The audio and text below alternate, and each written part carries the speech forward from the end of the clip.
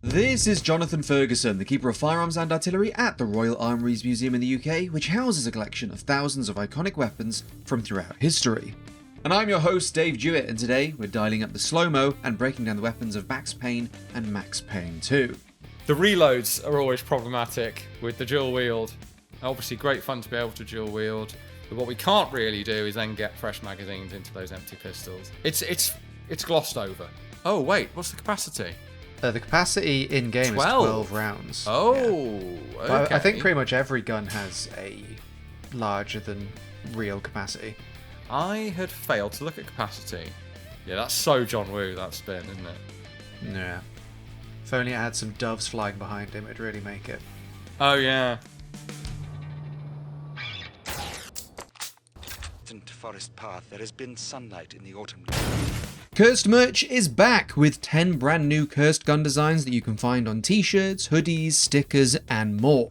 And we also have a very fetching Cursed Hawaiian shirt featuring some of our new Cursed designs and some classics from last year. These will only be available until September, so be sure to check them out. Link in the description down below. Down there you'll also find the Patreon exclusive extended cut of this episode, but without further ado, it's over to Jonathan.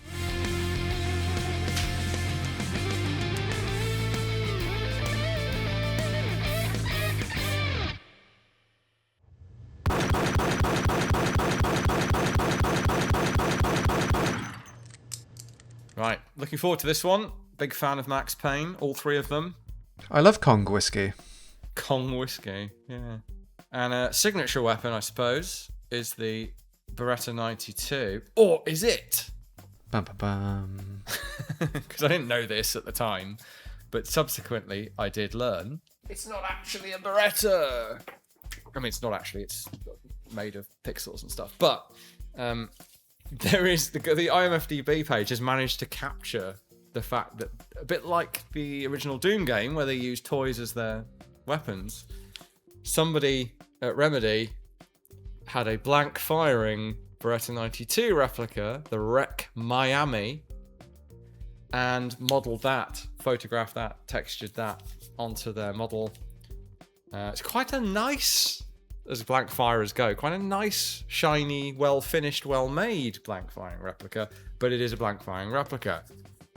So Rec were, I think they're still going. Don't think they are. German blank firing firearm manufacturer. Blank firers run the gamut, but this is relatively nice. But they are basically all die-cast metal and plastic, and not usually the plastic quality of a firearm. This being all metal, it doesn't have too much plastic, but. Yeah, so I don't think you would ever know this if you didn't look it up or get just the right camera angle if you're messing around in the game. But yeah, it is a blank firer. Because one of the most iconic images of Max Payne is of Max aiming his Beretta towards the camera. It was like a pre-release screenshot with Sam Lake's scowling face. Exactly that. If you scowl now, that's it. I'm going to regret that later. Oh, I loved it. You can see it does say Miami on the side. Yep. And Rec, I believe. I think it's hard to overestimate, or overstate, I should say, just what a big deal, to me at least, the bullet time feature of Max Payne was. This is 2001? Yes. Yeah, so we are 2 years out from The Matrix. The Matrix has been astonishingly influential in just about every way. And this might not be the first slow motion bullet trail game, but it's the first one I played. Do you know of any others that used that kind of time mechanic? Sniper Elite was just after this. Yeah, 2005 Sniper Elite. Yeah, but I think they've Remedy have publicly said Hard Boiled was a huge inspiration to Max Payne. Yeah, that's fair. I mean, in terms of tone and probably other aspects as well, the John Woo movies, sure, which influenced The Matrix as well. The actual camera effect, slow motion bullet trails, though, I think that's a Matrix bullet time thing. John Woo movies use slow-mo, but I don't think they ever use the actual bullet time that we see in the game. and in the Matrix. Now, I suppose they're slightly different in a way. Bullet time for the Matrix is more about a filming technique. We tend to get the fixed view behind Max as he jumps around or slows down. A little bit different from bullet time in the Matrix is usually involving the special camera rig that they came up with. Although I guess the sequels break that a bit as they start doing it with CGI. The reloads are always problematic with the dual wield. Obviously, great fun to be able to dual wield, but yeah, we are fudging apart from the ambidextrous or not nature of the pistols, because you're just picking them up, they're not going to have mag catches on the right side. The magazines are coming out, great. Cases are ejecting, slides are moving. This is advanced stuff for 2001. But what we can't really do is then get fresh magazines into those empty pistols. It's glossed over. To work in this whole slow-mo bullet time dodging mechanic, it does seem like the in-game bullets move very slowly. There's a shot at 2:30 where we're trying to shoot the guy running up the stairs, and the impact behind the guy and actually firing the gun, there's a huge gap between them. Oh, yeah. Interesting. I wonder how that's actually accounted for, because there doesn't seem to be a huge lag between shot and impact. But you are definitely having to lead. You would have to lead off to hit him. So there's something going on there. I don't remember ever being aware of that. Interesting. You might have ruined the game for me with that. Oh, no.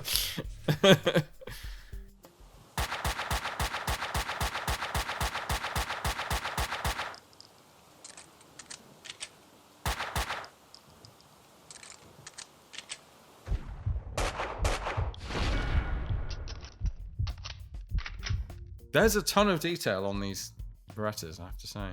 I mean, you think what other games were around in 2001, this is a real leap forward in everything. Animations, textures, models, moving parts, muzzle flash, smoke.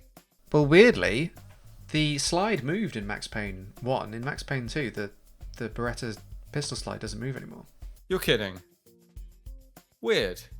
Wonder why that was. Maybe because the environments are bigger, they had to... never noticed that somehow. Mind you, it's a long time since I played Max Payne 2.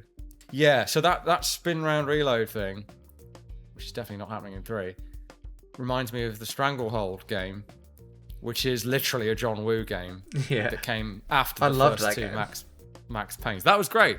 And that fudged reloads in a slightly different way, but kind of reflecting that the movies only use reloads for sort of emphasis, for cool points. Typically, main character doesn't need to reload until he chooses to, kind of thing. Obviously, for a game, you do have to track your ammunition usage and when you're emptying stuff. But so they went a little bit fantasy there with the super speed. What would have to be a super speed reload while on drugs, I guess, is the idea. Also, is this one of the first instances of seeing a magazine flick in a game? Probably, yeah. I mean, it's pre that being a thing in gun world, really. I wonder where they picked that up from. And obviously, there were people doing it. Definitely is flicking it out to the side. Yeah, interesting. Max Payne's shoulders must be just eternally bruised. And the rest, yeah. That's why he's on the painkillers. I don't know. The textures I'm guessing they didn't keep the rec blank firer for Max Payne 2, and we actually have correct markings. Yeah, it no longer says rec, at least. You would hope. That would be some dedication to continuity if they kept that. I think all the games have fantastic kind of, as well as the gunplay, but hit detection and people reacting differently depending on where they're hit. Always one of the better franchises for that. And enemies that aren't massively bullet spongy. Like, obviously 3 becomes a Rockstar game. Some of the Rockstar games, you feel like you're shooting them all day long unless you hit them in the head. We have brand new cursed merch featuring some brand new cursed gun designs, and we figured what better way to celebrate those than to use them to inflict some psychic damage on your friend and mine, Jonathan Ferguson. Okay, so, well, what we appear to have here is an unholy union betwixt Wellrod and C96 broom handle. I kind of like this. Yeah, I do as well. God help me. Obviously, the well rod bit's a bit slender for the gun to actually be made out of a well rod, but hey, maybe it's made from scratch. Is it shooting 7.63 by 25 Mauser? Who knows? We've got the bolt open with the lugs visible. Yeah, can't help admiring that one. Must admit. Oh, good lord. Good grief. It's a double Spaz 12. Spaz 24. Sorry, yeah. Yeah, I'm still trying to get... Yeah, there's more than one thing going. I was staring at the single mag tube without looking at the back of the gun, thinking, how would that work? And then, well, obviously, because there are two giant magazines with one huge magazine catch at the front. Yeah. It'd be heavy, I'll tell you that much. The new Kurtz collection is a limited edition, so get them while you can. But we've got t-shirts, hoodies, hats, stickers, pint glasses, and even a very fetching Hawaiian shirt. These will only be available until September, so check out expvideo.info or use the link in the description below to find the full collection. And now I'll get back to the video.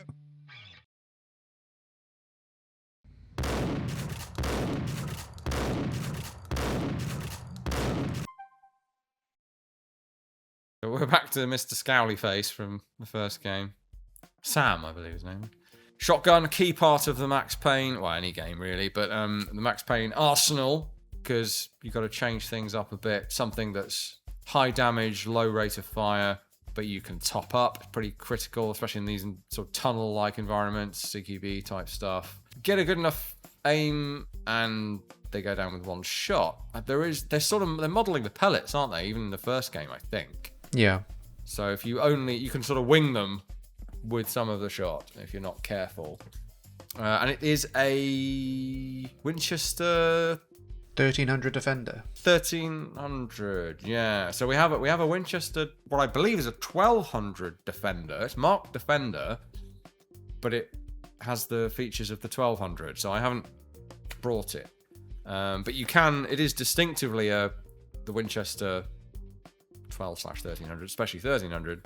In terms of, well, details, but the pump grip is sort of almost a milk bottle shape. It's not kind of chamfered at both ends or tubular. It's kind of almost like a 19th century rifle bullet shape, relatively distinctive, and a square bolt.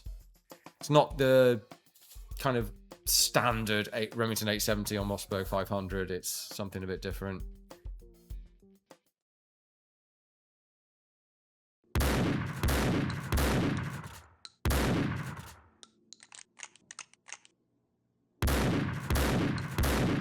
Now, we have a different gun in 2 by the look of it.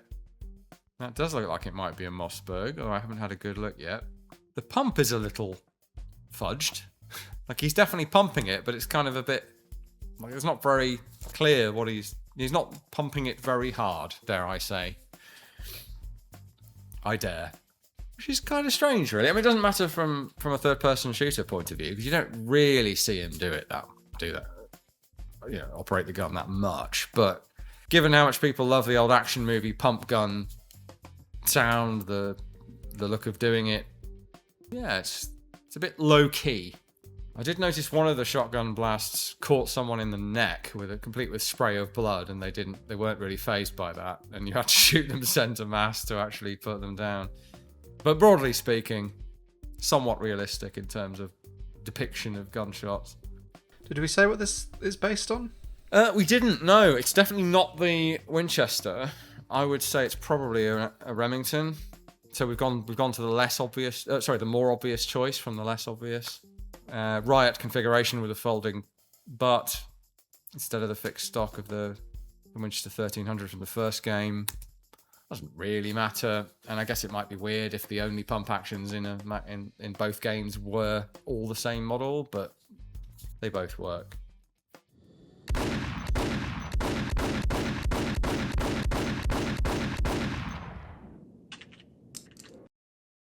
Now we do get the Deagle. I guess because pistol gunplay is so important to the game, they needed something that was more powerful but lower capacity. Standard action movie fare is the Deagle. And you can't dual wield the Deagle. Well, I can't, but neither can Max Payne. It would be doable, and in theory we could do it. We're coming to the armories with a crash mat and a big coat for you. Let's really see how realistic this game is. Well, luckily we don't have to do that because it's not in the game. I mean, I would have said until a couple of years ago, he's firing it far too quickly and accurately, but it really is that potentially that controllable. Even the 50 caliber Desert Eagle, you can fire rapid shots with that thing, as rapid as he is doing, with a little bit of, well, even without a little bit of practice. Just be careful where your sights are pointing. And I suppose we can also hand wave it away by saying it's the 357 variant. You possibly could, yeah, although it really sounds like the 50. Oh, wait, what's the capacity? The capacity in-game is 12 rounds. Oh, yeah. okay. I think pretty much every gun has a larger than real capacity. I had failed to look at capacity.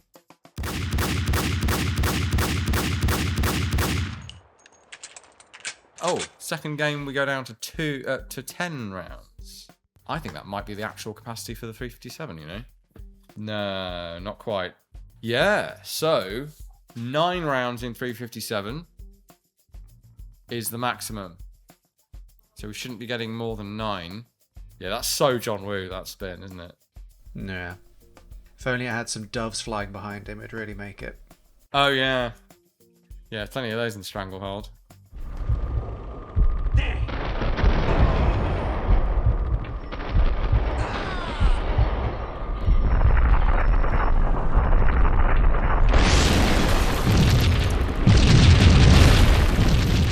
So back to the first game again, and a Mach 11, Ingram Model 11.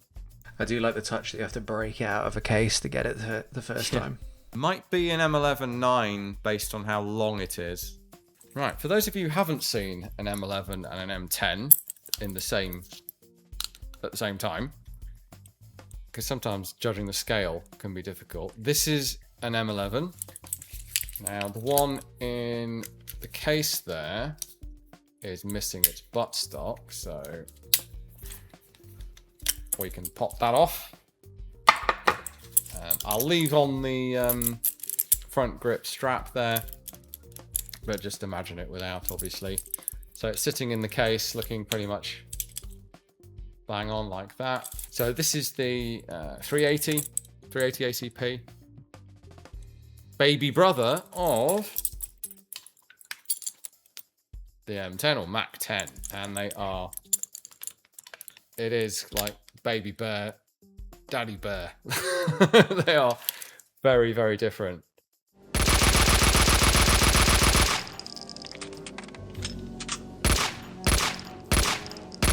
So, from what we remember comparing these two, it appears that in Max Payne 2, we're getting an upgrade to the Ingram Model 10. The rate of fire still sounds like it might be that of the M11 though. And I'm starting to wonder if it isn't a little bit scaled down compared to the real thing. A real thing is a real chunker.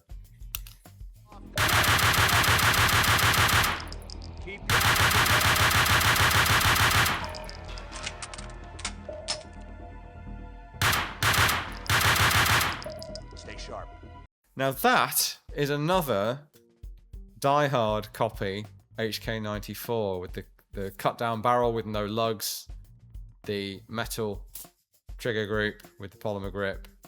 So Max Payne referencing Die Hard and Lethal Weapon and Predator and the other movies. The same guns showed up in all sorts of...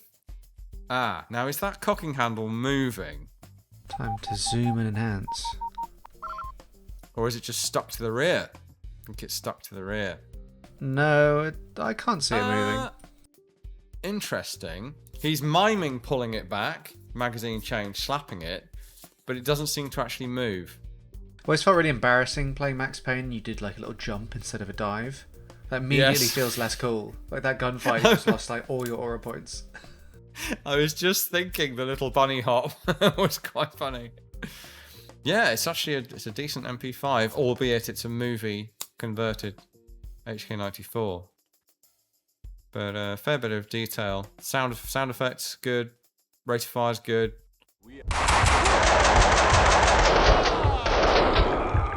Does it come with that ACOG? It must do. That's it as standard, yeah. Oh, that's the only shame of it. But I guess they're trying to use it as a... I don't know. It feels like an AR would have been a better choice if you wanted something with a scope. Or, hell, an HK33 or something. Close to perfect for the era, I would say. But just lose the ACOG. Not that you can't put an ACOG on an MP5 if you want to. I've seen some people that have done that. You can really see the bullets coming at you at some angles. It's very impressive that even like at this era they were modeling, like every projectile was modeled as a physical object.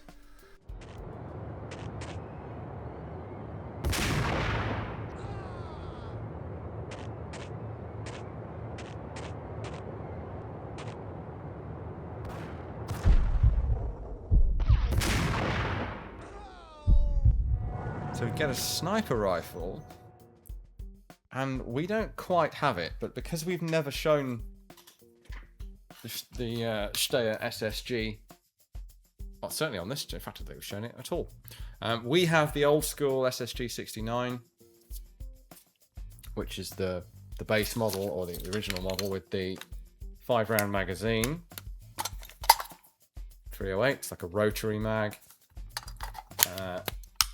The version in the game is based on the extended magazine, and I think a few other changes as well. Now, this being the vintage it is, it does still have iron sights on it, which I think are depicted in the game.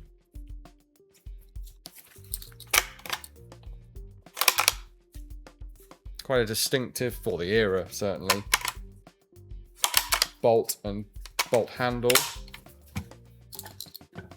Yeah, nicely modelled bullet. I think all the bullets are, I mean, they're a little bit ahead of Sniper Elite when it comes to that rifle bullet with the boat tail. Bit of detail on there, you can see it spinning.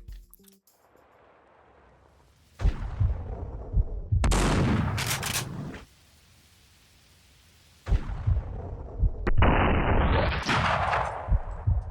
think the bullet is spinning. It's just Yeah, it is spinning, but it's incredibly slowly. Yeah. Or maybe it's so fast that we can't see it. I think because time's slowed down so massively, the idea is it's moving very, very slowly. Yeah, It no, that's seems true. to speed up as it gets ahead of you. It looks like they're trying to represent rifling engraving, like the bands of the lands etched into, or pressed into the surface of the copper jacket. It's a little bit vague, but I think it is there, and that's what they're trying to show. So this rifle with a magazine extended out the bottom.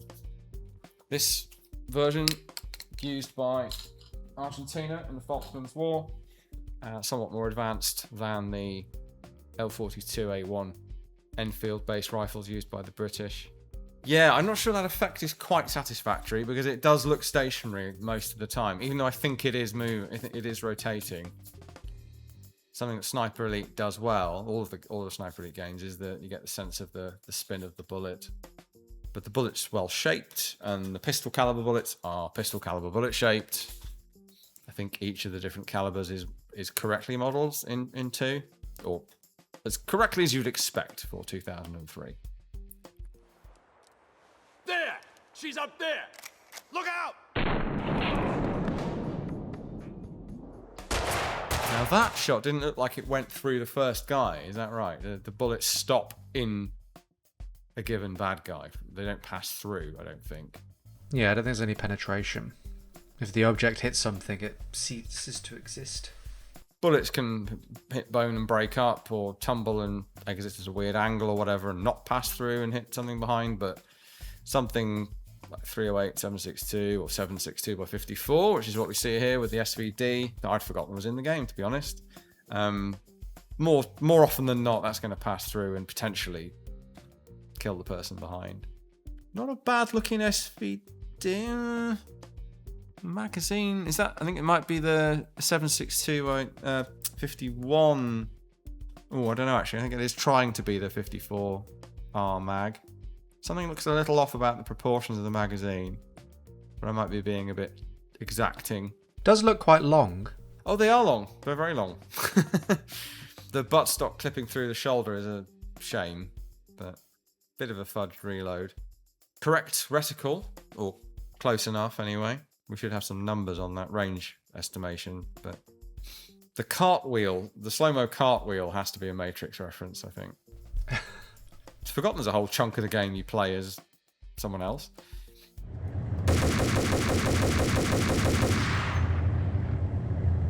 Now, this is a lot of detail for 2001. Really, really very detailed. I mean, we've been looking at the GTA 3 and then Vice City. This, Model 733. Ours is an earlier version with the old metal buttstock and an A1 style upper. The one in the game is still an M733. It's just got the A2 case deflector on there and the plastic buttstock. But basically the same weapon. Way more. The one in Max Payne 1 is way more detailed than the AR-15s depicted in the GTA games. Now those are huge open world games for the time period. That's the difference. They can afford to be a bit more exacting in their modeling. The textures are clearly photographs that have been mapped onto the gun. A lot of the detail comes from that 2D texture, of course. And calling it Commando, yeah, that's fine.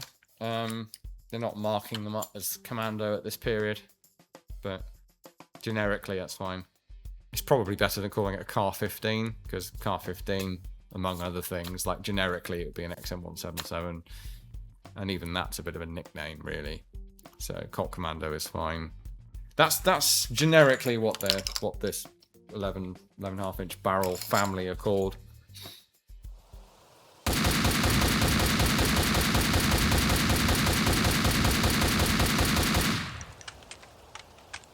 Now, weird that we have a Colt Commando and an M4 Carbine.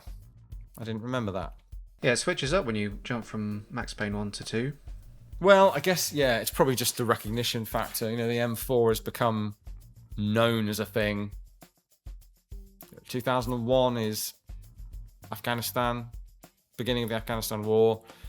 The M4 is not in significant use. It's been around since 94, but it's a sort of special forces weapon. Alternatively, for people like vehicle crews, where not that widely known. That name M4 and that particular configuration by 2003 is much more of it, like it's the latest, not the latest thing, but it's the go-to weapon by that point. So it makes sense that they would change it up a bit. Even though, practically speaking, it could easily just be the same gun as the first time round, but more detailed. I think we have the waffle stock, the so-called waffle stock with the ventilation, well, the lightning, the different moulding for the buttstock, which would make it the latest thing in 2003. Some impressive ragdolling. Patiently waiting for the gas canister to explode. If you see one, you can't not shoot it. Yeah, I think I prefer the look of the 733. Might have been... They could have gone, in theory, for the 933. The shorter barreled, the Commando equivalent, with the modernised look, but when they say M4, they mean it. It's the proper 14.5 inch barrel with the notch. I suppose it has a bit more presence in a way as a bigger weapon. I don't know, not my favourite look, that squarish carry handle.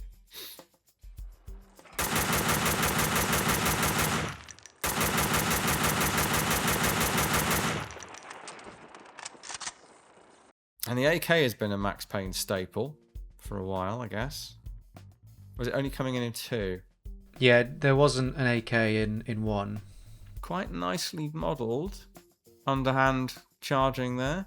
You can just about make out that it's got a hooded front sight as well, so would that make it a Chinese Type 56? Yeah, so I have got a stamped receiver Type 56 here with that enclosed front sight that you referenced. This has the folding spike bayonet on it, which The gun in the game does not, but they don't all have it. So, and whether that enclosed front sight is a deliberate reference to the Chinese Type 56 AK or whether it's just the way they've modelled it, I am not sure. But I would think it's deliberate, which is a very minor detail to include. It might just be the one that they happen to have looked up. Might have the biggest muzzle flash in Max Payne too. Yeah, and a very star-shaped muzzle flash. I mean, this doesn't have the AKM slant compensator even, just a plain muzzle, but you need a birdcage shaped, or I guess a pronged flash suppressor that isn't super effective, or you're putting a load of blank through it to create a star-shaped flash. People seem to assume sort of intuitively that a rifle will have some kind of geometric muzzle flash, but it depends entirely on the muzzle device.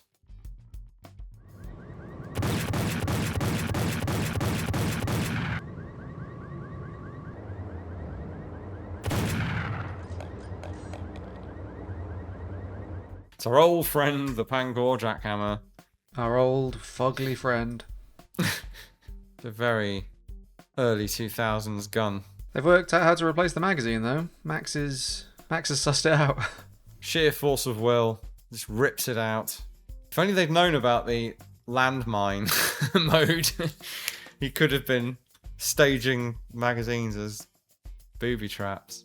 Max Payne accidentally slow-mo diving on a Pancor landmine. Well, I was gonna say, I don't think the if you're playing Max Payne in such a way that limpet mines or proximity mines or whatever are useful, you're probably not playing it as the designers intended, and you'd end up killing yourself probably, or I would.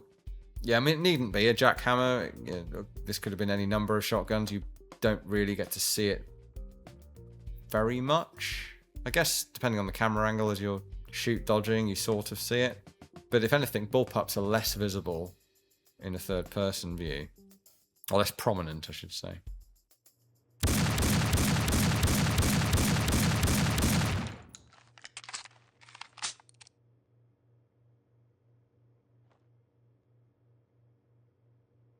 Yes, in a way, is a striker a more grounded gun than a jackhammer? I think by default it is, but it's still very action movie. And you can at least, I mean, the reload of a striker isn't ideal, but it's better than the jackhammer. Yeah, it exists. You can say that for it. But it is funny that across two games they've picked these two shotguns, given them both detachable drum magazines, but gone with quite obscure and quite rubbish shotguns. But I think because they both just had pop culture presence at the time. Could be worse. Could be a Cobra Terminator. Yeah, they're definitely filling the same role. I mean, the Jackhammer's bigger and more impressive, but as I say, being a bullpup, it's kind of the body's melding a bit more with his, like, the black gun being with most of its detail at the back, blending with his black coat. I can see why they've gone with a drum-fed shotgun that's more forward-heavy. You can sort of make it out a bit more clearly, I think, depending on the angle. But it is shorter. It's a much smaller gun. We're getting the auto-eject version, aren't we, I think? It is satisfying seeing the old having to throw his shoulder back in turn as you're getting shot. Very movie. Yeah.